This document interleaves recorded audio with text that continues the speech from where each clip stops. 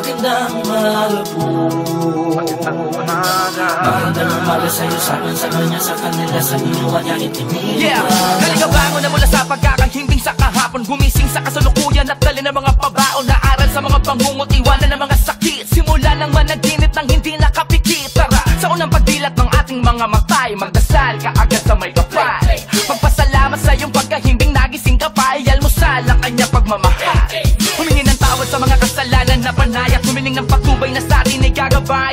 Sa maghapong dahil anumang kailangan kanyang ibibigay, kung Diyos ay sa sentro ng buhay mo nakalagay. Para kapay mainit lamang, dahan-dahanin mga galaw at desisyon, habang alalahanin mong hindi ka nabubuhay na para sa sarili lamang. Bawat isa'y may pananagutan, sa kapang nakaatang yan ang dapat tandaan. Bago lumabas ng bakay, estudyante may trabaho, o kahit na mga tambay tulad ko, tulad yun na sabik naghintay din ako sa aliwalas ng bukal liway.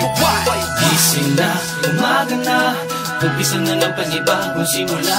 Huwag mong hayaan na di ka makabangon at manatili na lamang sa kahapon. Buksan mo na ang pintuan, papasukin ng grasya. Ang isang araw isipin paano mapagkakasya sa lahat ng gusto mong gawin. Aliman sa mga pangarap mo ngayon, ang gusto mong tuparin, ipunin lamang ang mga inspirasyon bilang panggatong sa apoy ng mga pag-asa mong liwanag sa mandakong maligaw.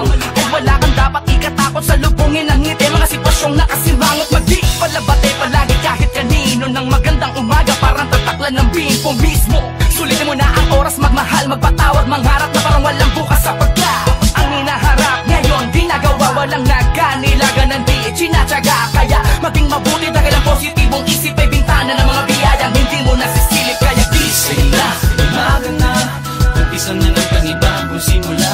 Huwag mong hayaan na di ka makabangon at manatili na lamang sa kahapon. Gising na, umaga na, umpisa na ng panibagong simula. Kung saan pwede maging masaya kang malungkot at matuwid ang mga naging malungkot. sa uling pagpapok ng araw ay sumabog ang liwanag, ang nakakabinging katahimikan ng dilim, binasag ng sigaw mula sa pag-asa ng mga tao na sinimulan sa sarili ang hangad na pagbabago na natiling malakas, matatag, masaya sa kabila ng mga bigat nila. Nadala ako may maraming enerhiya at oras na rin sinayang, ngunit imbis manghinayang lalong nagpahalaga tulad yure. Kaya manalangin ng may pananalig, pati pato mang matalo ay muli ka pa din kakamig balang araw. Pagdating ng panahon, pag-isipan mo lamang ang lahat sa labas ng kahon, dahil nasa ka mo ngayon, nanggaling kami dyan. Kaya wag ka lang mawawala ng dahil